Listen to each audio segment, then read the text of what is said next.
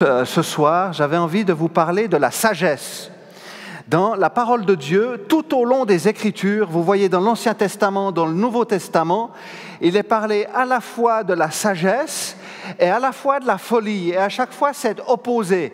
Et vous le voyez dans l'Ancien Testament, vous le voyez aussi dans le Nouveau Testament, à plusieurs endroits. Jésus va en parler de manière abondante aussi. L'apôtre Paul aussi, dans les lettres qu'il va écrire, va dire « Ne soyez pas stupides, ne soyez pas fous, mais soyez sages ».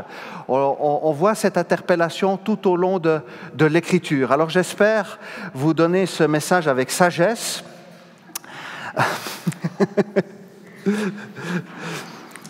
Et que personne dise il est fou.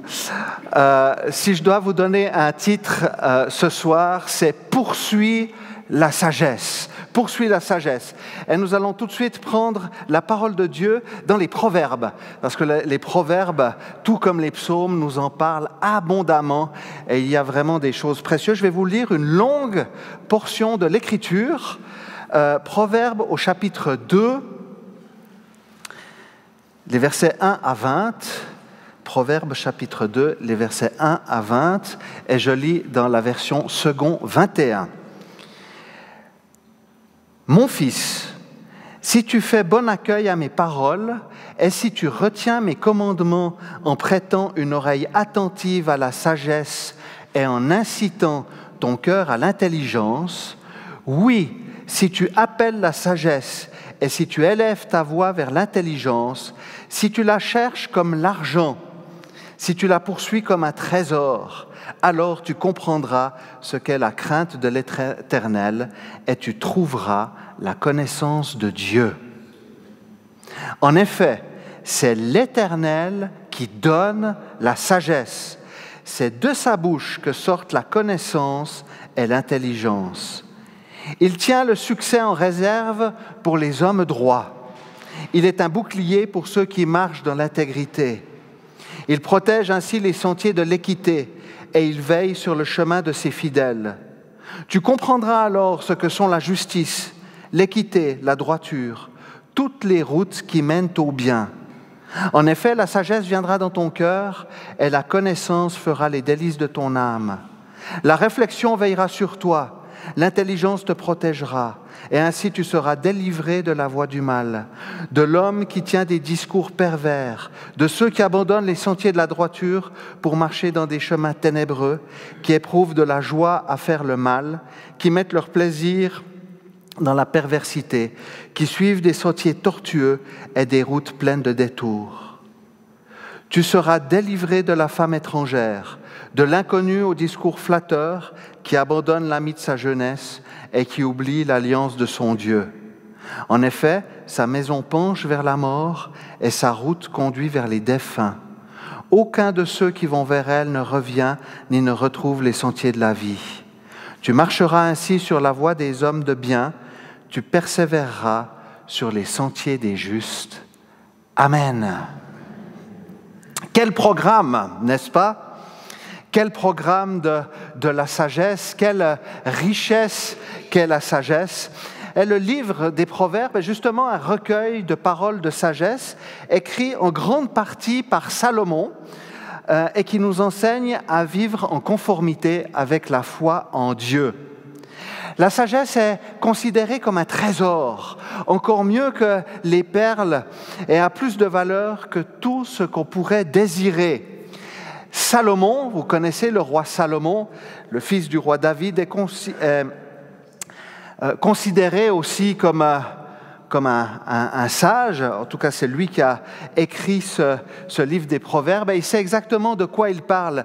Dieu lui a demandé dans 1 Roi 3, « Demande-moi ce que tu veux que je te donne. » Imaginez-vous, Salomon est en train d'être roi. Il a les honneurs, il est couronné, etc. Et Dieu va parler à Salomon lorsque celui-ci va venir dans sa présence, va lui offrir des sacrifices. Et Dieu va lui poser cette question, « Que veux-tu que je te donne ?» Alors il y a l'euro-million.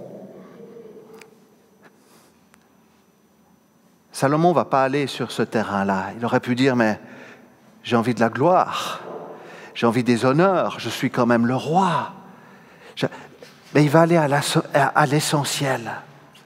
Salomon pria, « Accorde donc à ton serviteur un cœur apte à écouter pour juger ton peuple, pour distinguer le bien du mal. » Et il est précisé que cette demande de Salomon plut au Seigneur. Salomon est conscient de la tâche qui lui incombe et dit « Mais je me rends compte que je suis incapable d'aller par mes propres forces. Je vois que la tâche est immense. Le peuple a des immenses besoins, a des immenses désirs. Et il faut que je puisse mener ce peuple à bien et j'ai besoin de la sagesse. » Et Dieu va lui répondre, va lui accorder cette sagesse au-delà de toute mesure et il le bénira au-delà de tout ce qu'il aurait pu imaginer. Proverbe 9-10 nous dit ceci, « Le commencement de la sagesse, c'est la crainte de l'Éternel, la connaissance du Dieu saint. Voilà en quoi consiste l'intelligence. » Alors le fondement ultime et essentiel de la sagesse, c'est craindre Dieu, c'est-à-dire reconnaître son autorité sur notre vie. C'est prendre au sérieux Dieu. Reconnaître que nous lui sommes redevables, qu'il est notre Créateur, que nous avons besoin de lui dans notre vie. Reconnaître qu'il a son mot à dire sur notre existence et désirer avoir une vie conforme à sa volonté. Voilà ce que c'est craindre Dieu. C'est reconnaître déjà son existence, c'est déjà un premier pas, un premier point. À l'heure actuelle, on parle beaucoup, j'étais à un service funèbre il n'y a pas longtemps et le préposé aux pompes funèbres me dit « Mais vous ne vous rendez pas compte, j'ai 60% des services funèbres où on n'a plus le droit de parler de Dieu, où les gens ne veulent plus de cérémonie, où même on ouvre la parole de Dieu, les amis. Les gens ne veulent même plus lire le psaume 23, ne veulent même plus avoir des paroles d'espérance, 60% à peu près. Craindre Dieu, c'est déjà croire que Dieu existe, croire qu'il y a une redevabilité, qu'il a une autorité sur ma vie, et qu'il veut me conduire sur de bons sentiers. Et le peuple de Gilamon dit « Alléluia, Amen ». Ouh.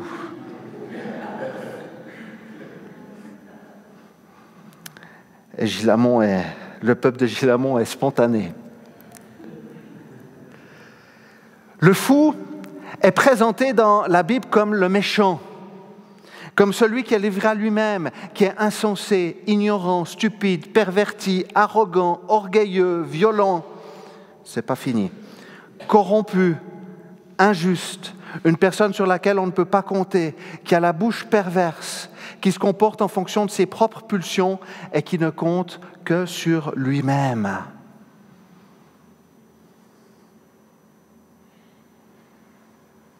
C'est celui qui éprouve du bien à faire le mal, qui oublie l'alliance avec son Dieu. Le fou, c'est la personne sans Dieu. Et tout ce que je vous dis là, vous le trouvez dans la Bible, les amis. Tout ce que je vous ai décrit ici est noté noir sur blanc dans l'Écriture. Le psaume 53:2 affirme « Le fou dit dans son cœur, il n'y a pas de Dieu ». Il ne reconnaît aucune existence et autorité de Dieu de manière générale. Voilà ce qu'est le fou. À l'inverse, le sage est comparé au juste, à celui qui fait preuve de réflexion et d'intelligence. C'est celui qui est intègre et dont le comportement est agréable, qui recherche la pureté, qui poursuit et favorise la paix, qui arrive à se maîtriser, qui déteste le mal, qui reste humble, qui vit et parle avec vérité, qui recherche les conseils et l'instruction et qui compte sur le Seigneur. Le sage reconnaît qu'il a besoin d'aide. Et en lisant cette liste, on peut être en combat intérieur, les amis, en se disant, mais est-ce que j'ai plus du fou ou est-ce que j'ai plus du sage? Ce que j'ai envie de nous dire, c'est que nous sommes en progression. Et le commencement de la sagesse, c'est craindre Dieu. C'est s'engager, c'est mettre le fondement dans notre vie Dieu en premier. Et ensuite, dans cette aide, cette progression où Dieu nous aide aussi, où sa parole nous aide, nous pouvons grandir dans ce domaine de la sagesse. Jésus, lui, va parler du fou et du sage. Dans la parabole de celui qui bâtit sa maison sur le sable et de celui qui la bâtit sur le roc. Et c'est logique. La maison qui est bâtie sur le roc sera beaucoup plus solide et tiendra le coup face aux éléments qui se déchaînent, tandis que la maison bâtie sur le sable n'a pas les fondations nécessaires pour résister à la tempête. Et ce qui est intéressant, c'est que Jésus va faire une analogie. Il va expliquer que les deux ont entendu la parole de Dieu, mais seul le sage l'a mise en pratique. À la fois, le fou et le sage ont entendu la parole de Dieu, mais il n'y a que le sage qui a bâti sa maison sur le roc, qui a mis en pratique ce que le Seigneur lui a demandé, sa parole.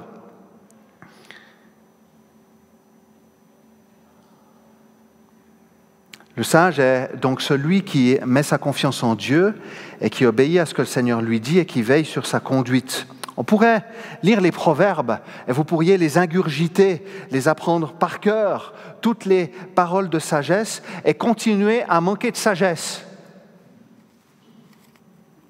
Car notre cœur et notre conduite ont besoin d'être affectés par le Seigneur. Il y a une nécessité d'avoir une transformation, une prise de conscience.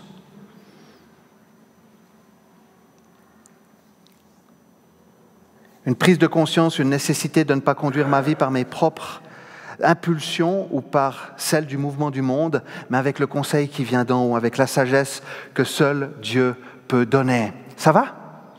On continue ? Salomon a démontré une sagesse juste incroyable. Vous pourrez lire aussi dans 1 Roi 3, cette histoire que je vais paraphraser, où il y a Salomon qui siège et il y a 2 femmes, 2 prostituées qui viennent se présenter devant lui. Et ces 2 prostituées ont chacune eu un enfant à 3 jours d'intervalle dans la même maison. Et la première dit, mais on m'a mis un fils mort à côté de moi et ce n'est pas mon enfant. Et, en fait, ce qui s'est passé dans cette histoire, c'est une histoire juste pas possible, où elle dit, mais moi je réclame d'avoir mon fils vivant. Le fils qu'on m'a mis n'est pas mon fils, c'est un fils qui est mort. La personne, l'autre prostituée avec qui on est dans cette maison-là, a accouché 3 jours après. Et en fait, cette femme s'est endormie sur son enfant, c'est un drame absolu. Elle l'a étouffé, cet enfant est mort. Elle s'est dit, je vais prendre l'enfant vivant pour le garder près de moi, et puis l'enfant que j'ai étouffé par mes gardes, je vais le donner à l'autre femme. Et Salomon doit régler ce litige-là. Et vous imaginez comme ça devait être compliqué, douloureux. Le peuple aussi était là. Le peuple était en train aussi de regarder comment Salomon allait gérer cette histoire. Et Salomon, dans toute sa sagesse, va dire « Amenez-moi une épée tranchante ». Vous dites, mais attends, Salomon, il est sage, il est fou de dire, je vais prendre une épée tranchante et dire, on va couper ce bébé en 2. La sagesse de Salomon, on va couper le bébé en 2 et on donne à chaque personne, à chaque maman, une partie du bébé. Bon, c'est gore, n'est-ce pas ?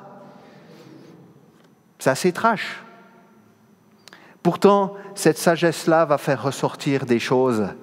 Et la première des femmes va dire, mais je préfère que cet enfant vive. Donnez-le à la deuxième femme. Alors que la deuxième femme, elle dit, mais non, c'est pas grave, tuons-le, comme ça, on est à égalité. Et Salomon a, par sa sagesse, trouvé qu'elle était la bonne personne. Et cette nouvelle maman, a pu repartir avec son bébé. Et il nous a dit que tout le peuple fut conscient à ce moment-là de la sagesse de Salomon. Combien j'aimerais avoir des paroles de sagesse de cette manière-là.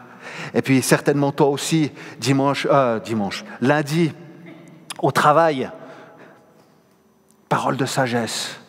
Bon, évite de dire à ton patron, amène-moi un couteau pour que je gère le litige. Le sage est celui qui pratique la justice. Il fait passer les intérêts de la communauté avant les siens et enrichit ceux qui l'entourent, tandis que la méchanceté et la folie consistent à servir ses intérêts au détriment de ceux de la communauté et à les appauvrir. Je m'explique. L'Écriture nous parle du bon grain et de l'ivraie, du bon et du méchant, et qu'à la fin des temps, Jésus, lorsqu'il reviendra, séparera ce qui est bon de ce qui ne l'est pas.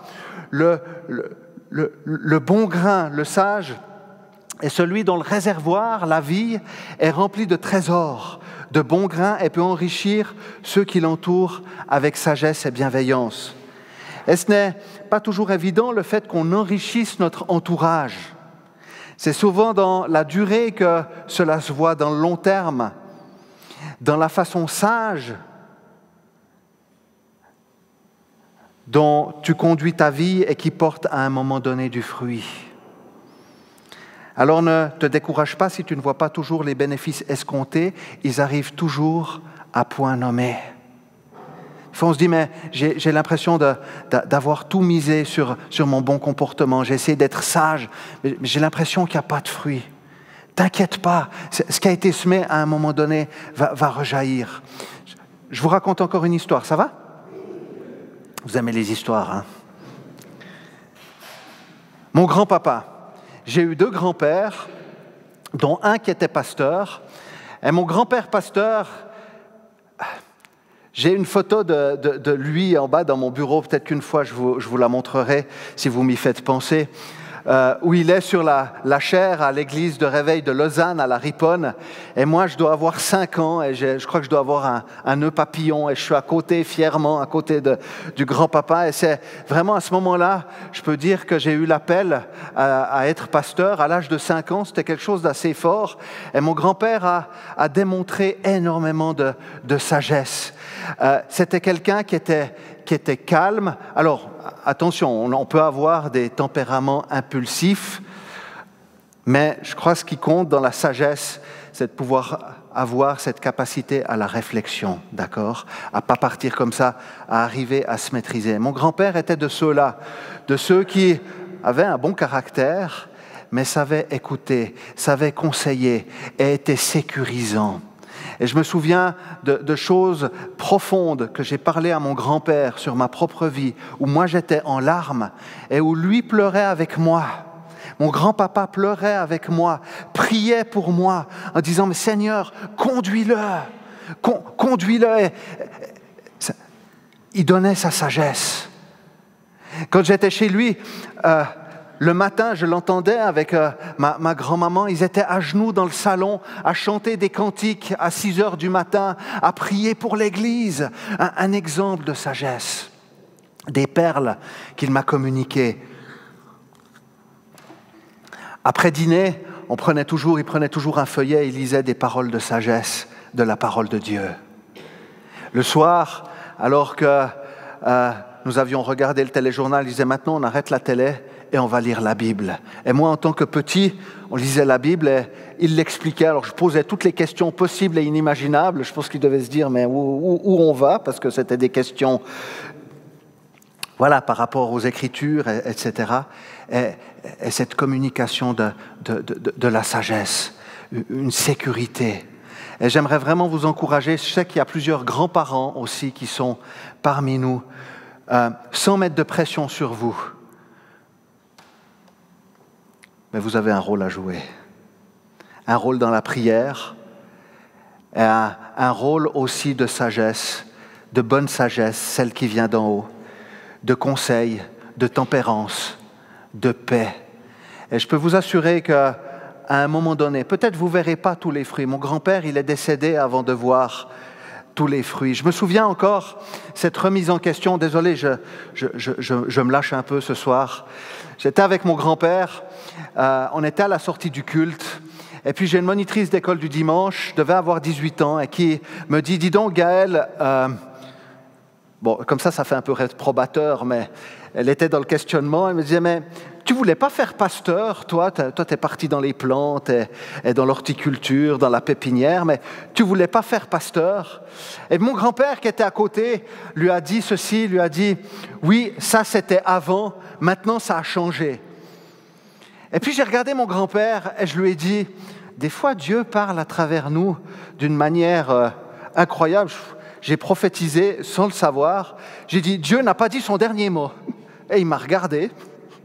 Il aurait pu se dire, le petit-fils, redescendre 2 étages. Et il m'a regardé et m'a dit, je te demande pardon. Devant la monitrice d'école du dimanche, je te demande pardon. Effectivement, Dieu n'a pas donné son dernier mot.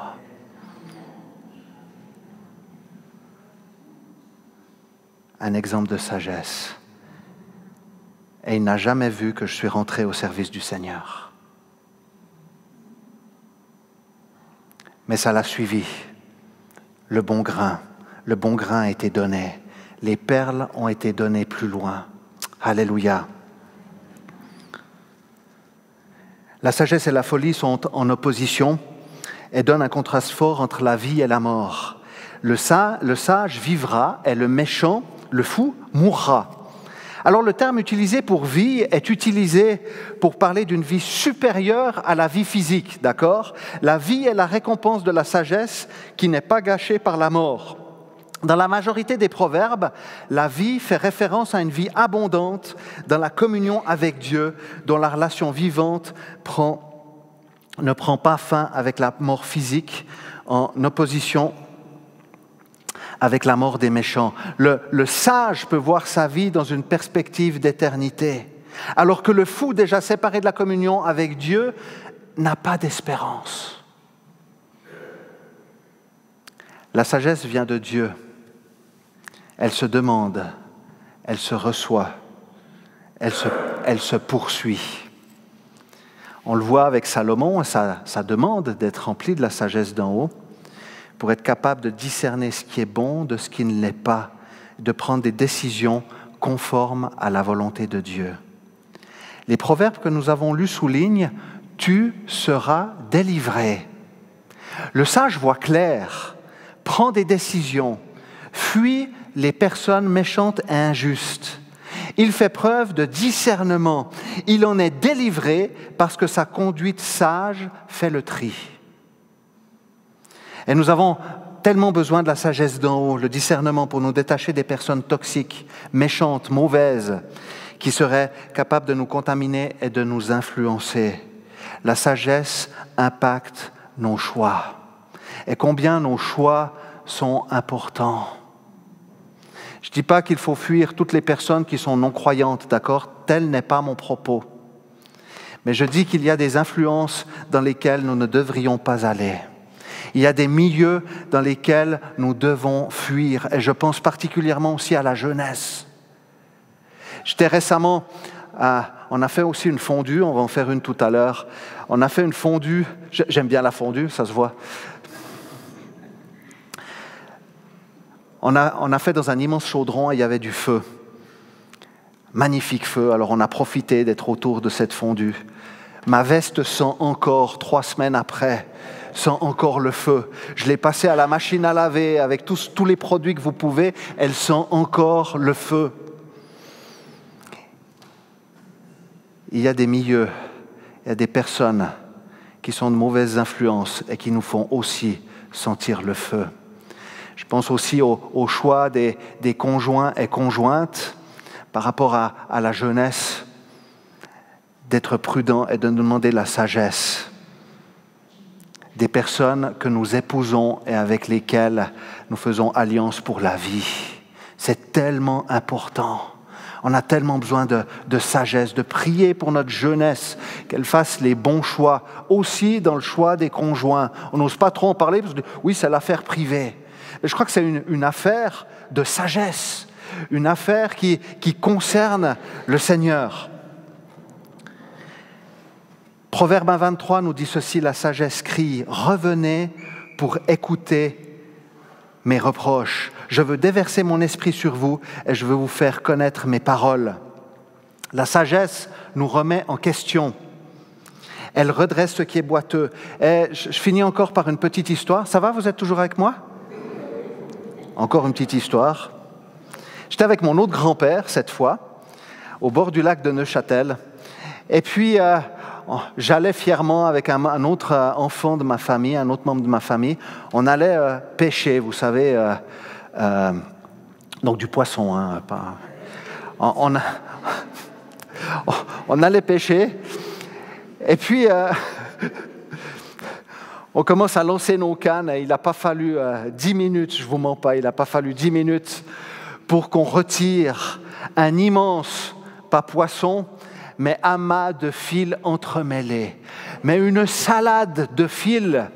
Et on est rentré avec l'autre membre de ma famille, on est rentré avec chacun une canne à pêche et on était en train de tirer, de s'énerver. Et mon grand-père a vu ça, moi je lui ai dit, mais grand-papa, il faut que tu coupes ces fils. Et mon grand-père a passé une journée entière à démêler les fils. Et je vous promets qu'il n'y avait plus un nœud sur aucune des lignes de canne à pêche. Et c'est exactement le rôle de la sagesse. Elle vient corriger, démêler et défroisser les situations qui sont enchevêtrées. Jacques 1,5 le dit très bien. Si l'un de vous manque de sagesse, qu'il la demande à Dieu, qui donne à tous simplement, sans faire de reproche, elle lui sera donnée. On a lu tout à l'heure, tu comprendras ce que sont la justice, l'équité, la droiture, toutes les routes qui mènent au bien. L'image du chemin, de la voie qui mène à la vie est tellement importante. Les fous sont ceux qui marchent avec leur propre intelligence et dont le chemin mène à la vie, à la mort, pardon. La sagesse, je vais reprendre. Mais c'est bien, je vois que vous suivez. Les fous sont ceux qui marchent avec leur propre intelligence et dont le chemin mène à la mort. La sagesse, le conseil de Dieu nous sont indispensables pour prendre les bonnes décisions. On a tellement besoin de la sagesse d'en haut pour prendre les décisions et nous avons toujours des décisions à prendre, n'est-ce pas? Réflexion et intelligence veilleront sur toi et te protégeront. Combien nous regrettons les décisions prises à la va-vite, sous le coup d'une impulsivité, sous la pression collective, par peur ou dans l'espoir de voir la situation se régler plus vite qu'elle ne pourrait l'être elle-même. La réflexion est tellement importante, nécessaire. Et dans notre société, il faut faire vite, choisir vite, payer vite, prendre des décisions vite. Mais ce n'est pas la voie de la sagesse. La sagesse prend le temps, réfléchit, soumet à Dieu et s'engage lorsqu'elle est convaincue que c'est le bon chemin.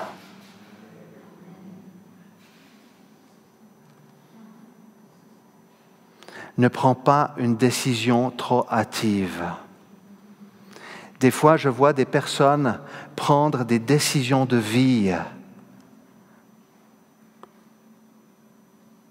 J'exagère peut-être en disant en 5 minutes, sous le coup d'une émotion ou d'une envie.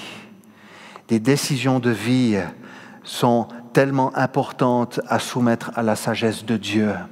Et je dirais même à soumettre à la sagesse aussi des frères et des sœurs, suivant les décisions qu'il y a besoin de prendre. On a tellement besoin de la sagesse des uns des autres, de dire, mais on va se mettre dans la présence du Seigneur. J'ai besoin de sagesse, de savoir quelle est la bonne direction à prendre. Si c'est la bonne direction, là je dois faire un déménagement. Seigneur, je te demande que ça soit le bon moment dans le nom de Jésus.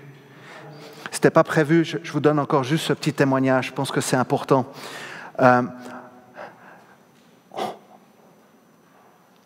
Je vais terminer avec ça.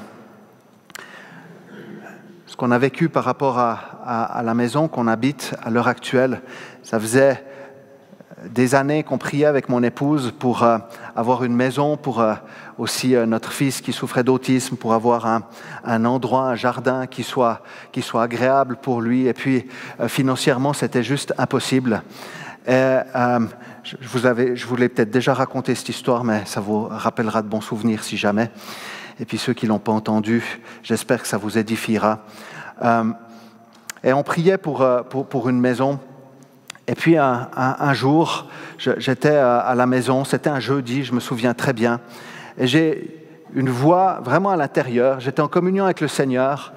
Et vraiment comme si cette voix me disait, la maison c'est pour aujourd'hui. Va dans la boîte aux lettres et tu ouvres le journal aux petites annonces et il y a la maison pour toi. Je suis descendu dans la boîte aux lettres, j'ai ouvert le journal et il y avait une maison exactement dans les critères qu'on avait demandé, très précis au niveau aussi du loyer, qui était quasiment le même loyer qu'on payait en appartement. Et les choses se sont ouvertes à un moment donné, mais il a fallu des années. Et tout d'un coup, la sagesse de Dieu. Il y a quelque chose qui s'est passé et le Seigneur nous a conduits dans cet endroit-là. Et ça ne veut pas dire qu'on va rester dans cet endroit 300 ans, comprenez bien. Il y a des étapes aussi dans nos vies. Je ne suis pas en train de vous dire que je vais redéménager, non plus, d'accord ? Tellement besoin de la sagesse de Dieu dans les décisions importantes. Comprendre la volonté du Seigneur, et je vais terminer avec ceci, ne peut se faire que par le renouvellement de notre intelligence, par un renouvellement du Saint-Esprit. Et il y a une interpellation à être rempli de la sagesse d'en haut, rempli par la puissance du Saint-Esprit qui vient faire le tri dans notre vie. L'Esprit de la vie, les amis, qui nous donne la sagesse, qui nous amène dans la sagesse, qui nous conduit, qui nous vivifie, qui nous renouvelle. Il nous conduit sur les sentiers de la justice, de la sainteté, de la sagesse, poursuit la sagesse. Amen. Alléluia. Et je propose que nous prions, nous mettions en prière. Ouais, on va prier ensemble maintenant. Seigneur, merci pour ta parole. Seigneur, nous reconnaissons que nous avons besoin de la sagesse qui vient de toi. Seigneur, nous avons et nous soupirons après cette sagesse-là. Seigneur, nous te demandons pardon pour toutes les fois où nous n'avons pas eu la sagesse, toutes les fois où nous nous sommes comportés peut-être comme des fous, comme des insensés, comme des personnes impulsives, avec parfois des mauvaises décisions, et nous déposons cela devant toi.